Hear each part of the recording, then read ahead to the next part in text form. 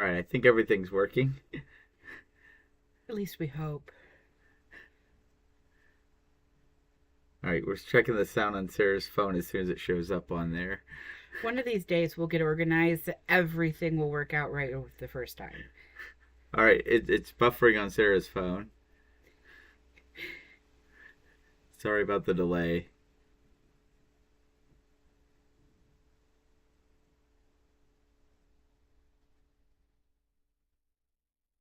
I don't know if it's buffering on your with what you guys get. There we go. All right, we got sound. All right, that must mean we're working. So today we wanted to talk about organizing and planning for a trip we're about to take. So in like 3 weeks, there's a calendar beside us, but it's on the wrong month.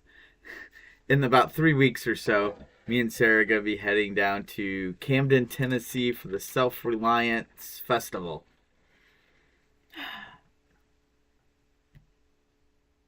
Oh, I gotta do that. Never mind. We'll take care of what we just saw on the calendar here in a minute.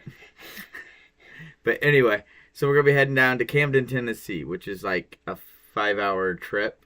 Wait, 8 hour trip. 8 hour trip. I don't know why I said five. I knew it was because it's longer than drive to your five. cousin's house. Yep, and we're gonna be stopping at my cousin's house and spending one night there, and then leaving the next evening and showing up at Self Reliance Festival, and then camp there, and then the festival is Friday or Saturday and Sunday, and we'll be camping Sunday as well, or Saturday as well, and then we'll be heading home.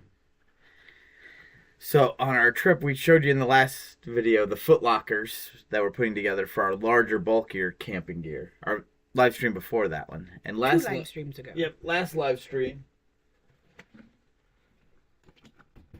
I just dropped a box. We showed you these bags that we bought. So we're gonna spend some time this weekend. Spoon's not setting exactly flat. They have It's a also cold. yeah. They have a little plastic sleeve in here that's the Backer board. backer and as a backpack frame to make it stiffer, and it's not quite. Once we get gear in here, it'll be fine. So these bags are going to have most of our camping gear in them. The foot lockers will have bigger stuff. I don't even know if we're going to need them for this trip. They're for longer camping trips and bigger, bulkier items to store, stuff like that. Extra food, extra cooking supplies. In the summer, we can keep our cold weather gear in there. And when we say camping on this trip, what we're going to do is we have a Dodge Caravan with the stow and go seating. Since John and I are the only two going, the boys have declined to spend 8 hours in the van and then go to a festival that's oriented towards self-reliance and homesteading. Yeah. I Yep. don't know what is wrong with the teenagers that We don't did- want to go where there's no Wi-Fi. We didn't want to pay $150 for them to be bored listening to people talk for 2 days. Yeah, so $150, $75 each for the tickets. Goes with the early bird tickets, plus all, food and all that stuff. yes. So so when we say camping, we mean we're putting all the rear seats all down flat, and we are going to sleep in the van, and we have a tarp to make the rear of the van when the door is open, kind of a porch area, when with chairs and a table. Yeah. And We can go out the back places or and off stuff. either one of the sliding doors, whichever yeah. we want to do. And we'll probably be doing some of our cooking. They'll have like food vendors there, so we might eat that. But we'll do some of our cooking, maybe in a crock pot because we want to test that. So we're gonna be bringing this Anchor. I have no idea which model this is. Anchor 521. It's a giant battery. It has all kinds of outputs, inputs.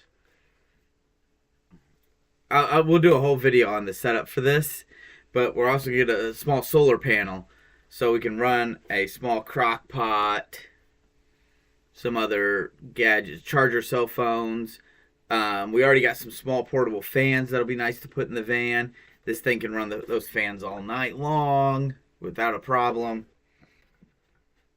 So this will give us practice for, like, not only is it a cool, fun camping trip, but it'll also give us practice if we if there's a chemical spill. Let's say a train derailment happens down the street. Nobody's ever heard of a train derailing carrying bad chemicals. Yeah, there's a train tracks that run a big loop around where we live, that the furthest away it is from our house in that loop is about 3 to 4 miles. Yeah. And so we're usually, one end of that loop is down to the underpass. That's what, a mile away? A mile or so away. Yeah. But anyway, if there's a train derailment or a chemical spill at the sewer treatment or water treatment plant or anything like that, this will give us practice using the van in a more comfortable, like, not roughing it setting, like in a church parking lot or a friend's front yard or something like that. It'll also let us get a feel for how well the van does in different temperatures, because it's not that hot out now, even in Tennessee. Yeah. And, well, like, we got probably a snowstorm up here in the Midwest. Yeah, we were going to work on the brakes this weekend, but that's going to wait till tomorrow because the van needs brakes before we can go on this trip. The brakes will probably be fine going down there and back, but I'd rather change them now instead of being like, oh, they'll probably be fine. Yeah. I don't want to have brake issues. And, we've prepared the van. I just took it to the mechanic today to get an oil change. It's not financially feasible usually to do your own oil changes anymore. No,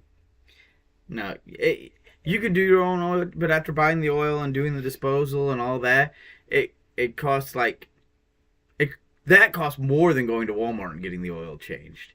If you go to a mechanic, doing it yourself, you'll save a little bit of money, but he'll put it on a lift. He'll crawl around and look at things and check things out. So yeah, and I've been going to the mechanic that we use.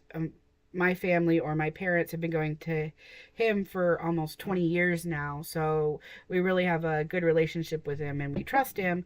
And if he had come out and said, you cannot drive this van to Tennessee, I would not have taken that van. We would have rented something or found a different vehicle to take. But he came out and he said everything's good to go, and you just need to change the brakes before we leave. So I talked about setting up the bigger kit, the bigger foot lockers, and these bags as a kit. We will be doing videos once we get all the camping gear organized and sorted and put away into various bags. But also, I already did a video on, we're going to put together 3 more of these on my box this size.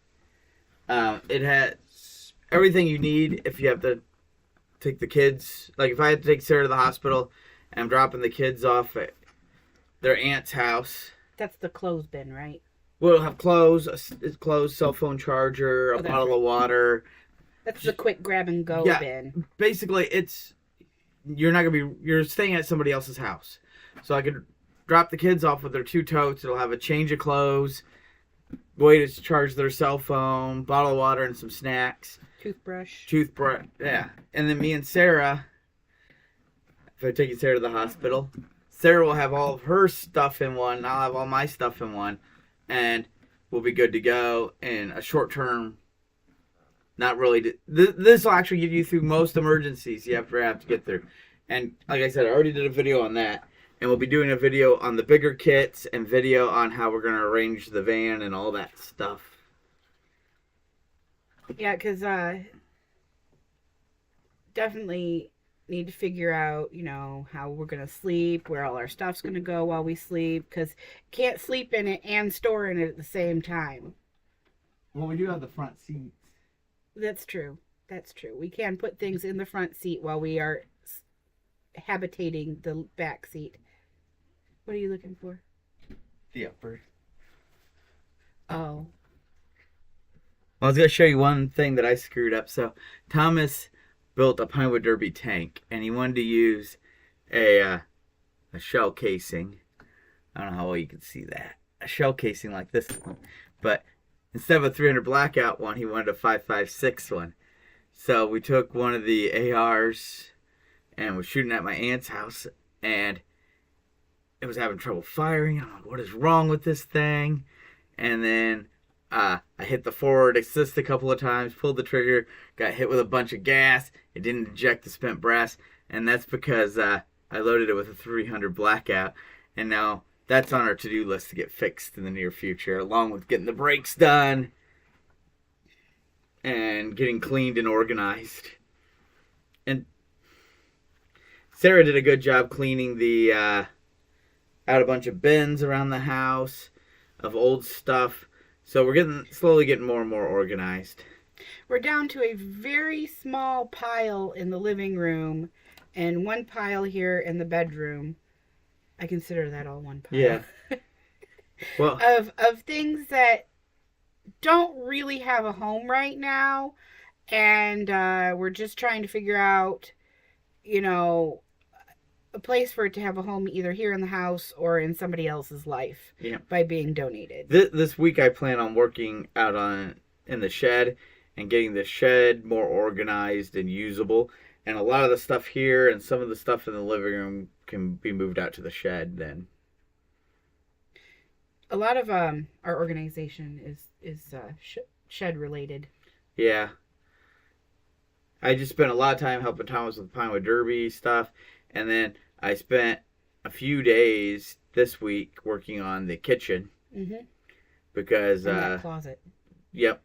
I did a video about what I did there. But basically, we've been trying to spend a little bit of time every week. Both of us spend a little bit of time every day doing a little bit of cleaning to get things done. So I got a lot of I get it more simplified for some of the food storage stuff, so the food storage isn't all over the house. So when you come in the front door, when you're putting away the groceries now, we have a place, or every time we go to the grocery store, let me start over. Every time we go to the grocery store, we try to buy an extra thing of rice and an extra thing of oatmeal. Yeah, right now it's oatmeal and rice. Right now it's oatmeal and rice. In the future it might be beans and noodles. We try to buy a couple of small packages of easily storable food. And when we do that, those go in 2 buckets we have stored in a little closet. So I got that organized so it's easy just to tear it, dump it in the Mylar bag in the bucket, put the screw lid on until that bag's full. And that way the food that needs to be put away won't end up being shoved all over the kitchen and dining room anymore. Yep. And we've also been doing that $5 list of things. And so there's lots of you got a lot of that put in the totes that slide under the bed. Yeah. So that gets it out from being in the kitchen and all over the place as well. Yeah. So there's a lot of these lists on the internet. It's like how to start prepping for $5 a week or how to start your food storage for $5 a week. And some of the stuff's still $5 or less. Some of the weeks are more because of inflation. It's all $10 or less. Maybe $11. But anyway, it averages less than $10 a week. Yeah, so I got a bunch of those stored underneath the bed. And we started working on that. At the end of next month, when we get back from Tennessee, I will be doing a video about what we've stored for 3 months to show you what $10 or less a week will get you over 3 months. And it's a good way to show people how to start prepping for cheap and start getting things organized and sorted out. And we're also adjusting some of the items on the list because we don't use as much sugar as they are asking us on that list to get. So we may do things like peanut butter instead of sugar one week or Yeah. something like that because so far it's asked us to get 20 pounds of sugar twice, and that's almost a year's supply of sugar for us. Yeah. If you go and download and find one of those lists, or even look at like the videos that we're doing on those, you don't have to stick to that exact list. Store what you eat. That way you don't end up with a bunch of crap you got to get rid of that you're never going to eat, because then in a disaster you have it and you don't like it, so you just wasted a bunch of money. And also you can't rotate it because you're not going to eat it, so you're not going to rotate it out. Yeah. And so those lists are just a guideline. Yeah.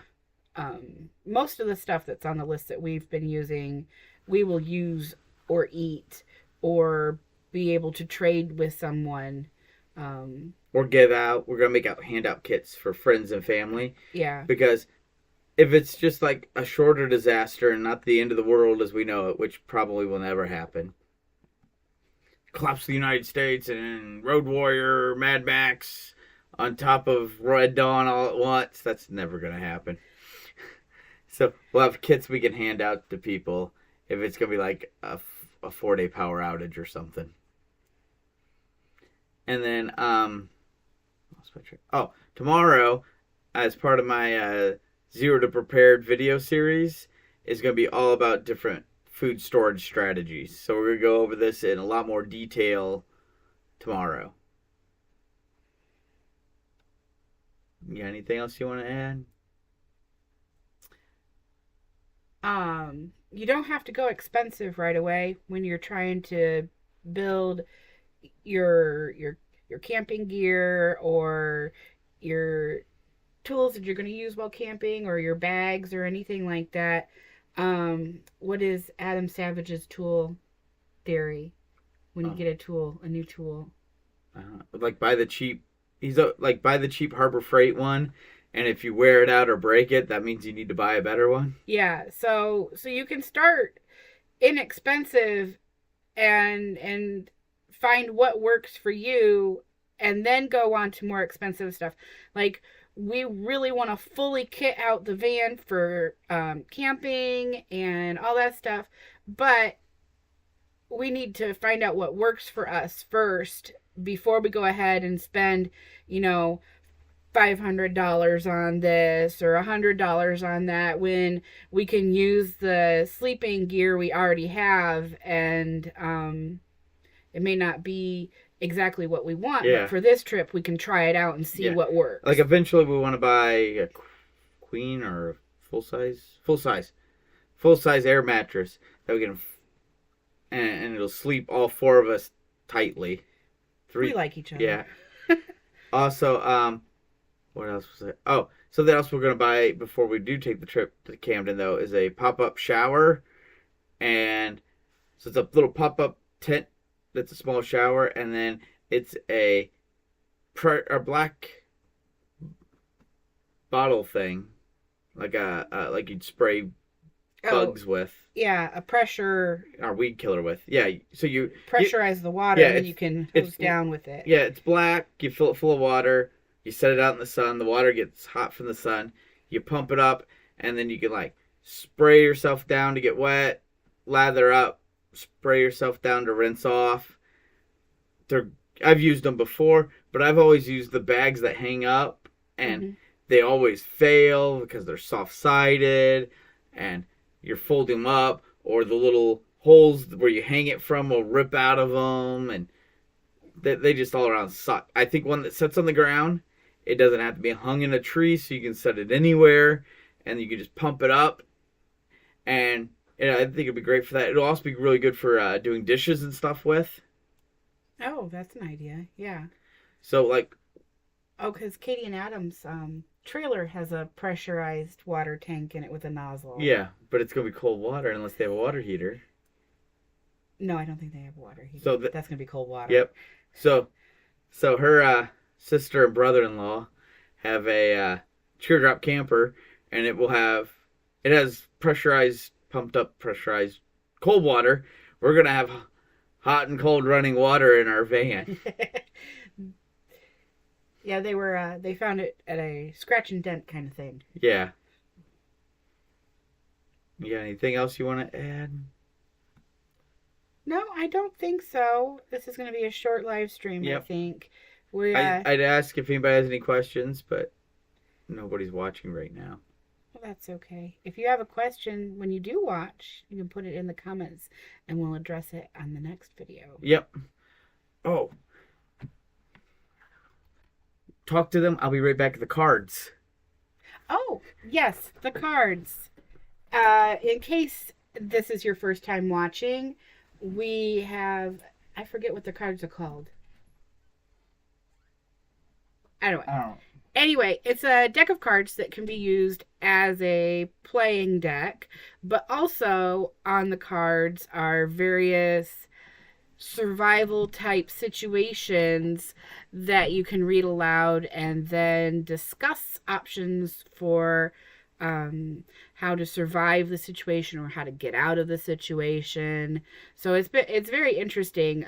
We read one the last time, and when John finds the deck, I think he actually had to go out to the car.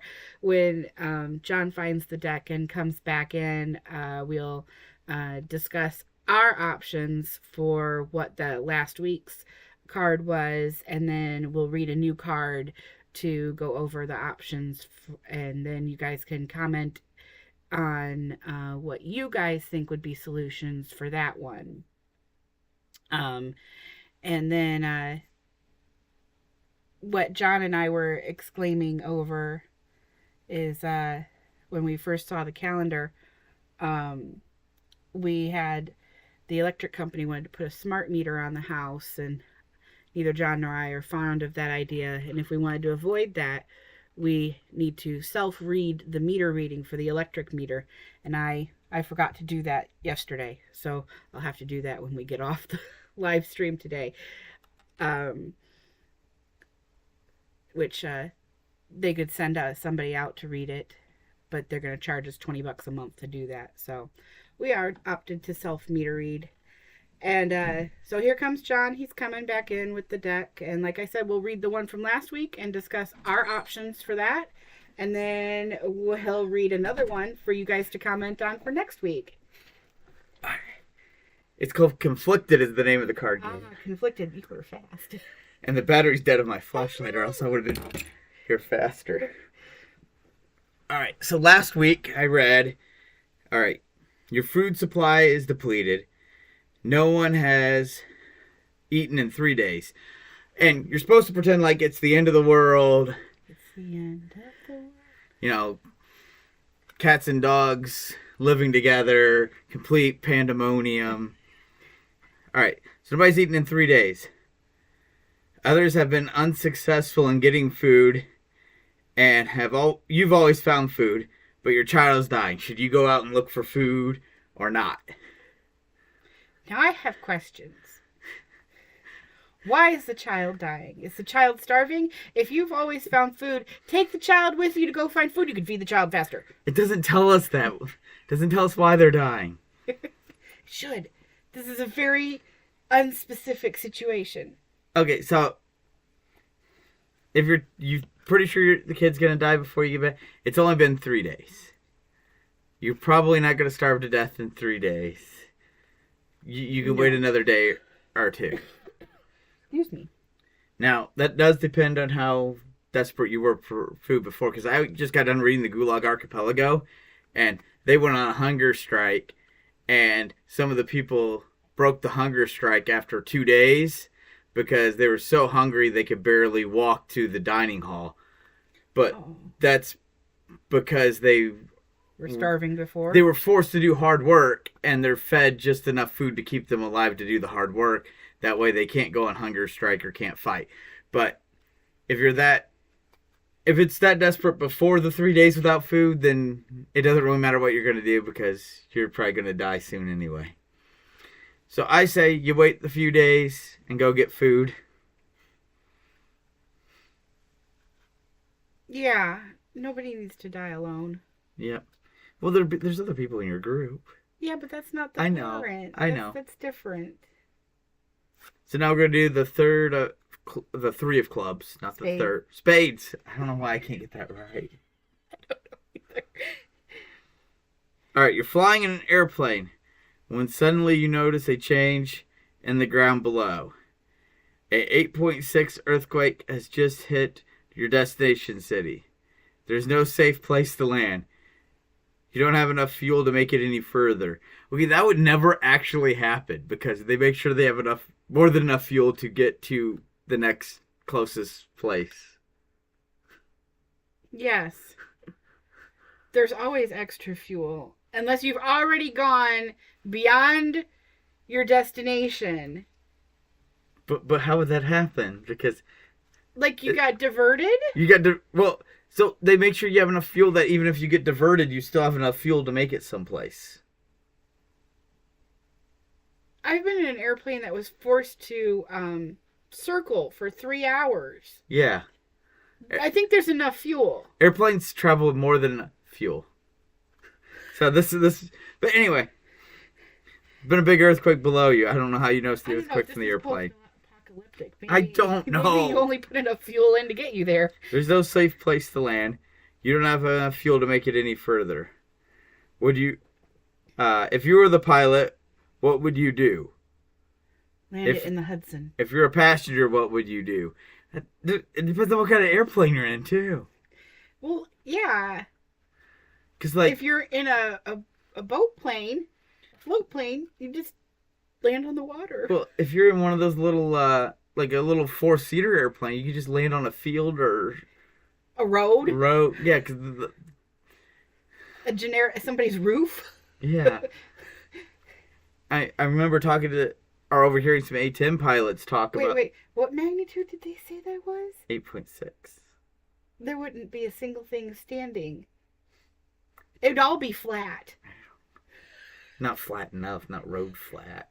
No. But anyway, I was overheard some A-10 pilots talking once about practicing landing and taking off in A-10s out in the middle of the desert. No runway, no nothing. That's why the A-10's engine's set up real high above the airplane, so debris doesn't get sucked into them. Oh, that makes sense. So that you can land an A-10 in the middle of the desert, and then take bombs and munitions and stuff out of a truck and reload the airplane, and they can take off. And they said that it was a little bumpy landing and taking off, but it really wasn't that big a deal. The one pilot said the only problem he kept getting just below the takeoff speed, Yeah. and then he'd hit a rock and bounce up in the air. And when he did, that slows you down. Yeah. And so he'd fall back down to the ground and have And to build slower. the speed back up. So it took him, an extra 30, 50 feet, whatever it was, to be able to take off. But anyway, next week, if you want to stay tuned to the live stream, we'll be answering this question next week with what we would do if we're the pilot and what would we do if we're the passenger. If you're the passenger, you're just along for the ride. If you're the passengers, duck and cover. Anyway, thanks for watching, and remember, we his people will start rebuilding. Yeah, I know, I was hoping you'd say it with me. We can do it again. Okay. We His people will start rebuilding. All right, have a good night.